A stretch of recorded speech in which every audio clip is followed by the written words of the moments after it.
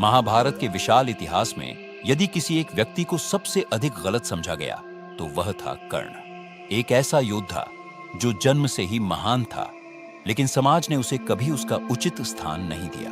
कर्ण का जन्म एक राजकुमार के रूप में हुआ, लेकिन उसका पालन पोषण एक सारथी के घर में हुआ। बचपन से ही उसने अपमान सहा। लोग उसे उसके कौशल से नहीं बल्कि उसकी जाति से पहचानते थे। लेकिन कर्ण ने कभी हार नहीं मानी। उसने अपने परिश्रम से खुद को दुनिया का एक महान धनुर्धर बना लिया। कर्ण की एक और विशेषता थी उसका दान। वह कभी किसी याचक को खाली हाथ नहीं लौटाता था। चाहे उससे कुछ भी मांगा जाए, वह हमेशा देने के लिए तैयार रहता था। इसी कारण उसे दानवीर कर्ण कहा जाता था। कर्ण के पास एक और अनमोल चीज थी, उसका दिव्य कवच और कुंडल। ये उसे जन्म से ही प्राप्त हुए थे। ये उसे हर प्रकार के आक्रमण से बचाते थे। जब तक ये उसके पास थे, उसे युद्ध में हराना लगभग असंभव था। समय बीतता गया और महाभारत का महान युद्ध निकट आने लगा। देवताओं के राजा इंद्र चिंतित हो उठे। वे जानते थे कि यदि कर्ण अपने कवच और कुंडल के साथ युद्ध में उतरा तो उनके पुत्र अर्जुन का जीवित रहना कठिन हो जाएगा। तब इंद्र ने एक योजना बनाई। उन्होंने सोचा कि कर्ण से उसका कवच और कुंडल केवल दान के रूप में ही लिया जा सकता है। एक दिन जब कर्ण सूर्य की पूजा के बाद दान दे रहे थे, तब एक वृद्ध ब्राह्मण उनके सामने आया। वह ब्राह्मण वास्तव में इंद्र थे, जो वेश बदल कर आए थे। ब्राह्मण ने कहा, हे कर्ण, मुझे तुमसे दान में तुम्हारा कवच और कुंडल चाहिए।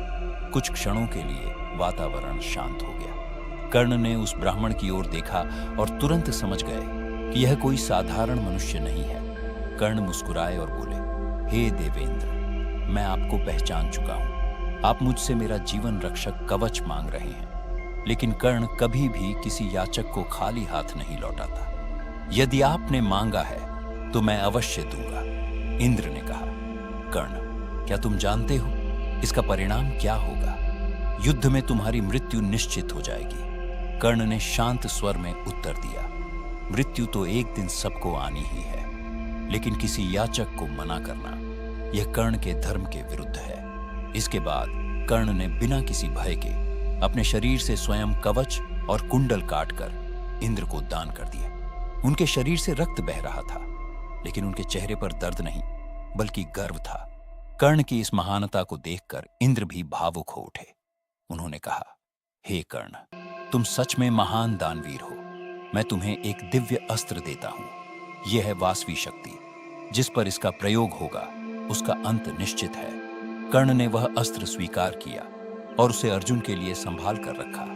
लेकिन महाभारत के युद्ध में जब घटोत्कच ने कौरव सेना में हाहाकार मचा दिया, तब कर्ण को मजबूर होकर उस वासवी शक्ति का प्रयोग उसी पर करना पड़ा। घटोत्कच का अंत हो गया, लेकिन उसी क्षण अर्जुन के लिए रखा गया वह एकमात्र अस्त्र भी समाप्त हो गया। कर्ण ने अपने जीवन में हमेशा दिया ही दिया, अपना सम्मान, अपनी शक्ति और अंत में अपनी रक्षा भी। लेकिन बदले में उसे मिला केवल अपमान और अंत में एक अकेली मृत्यु।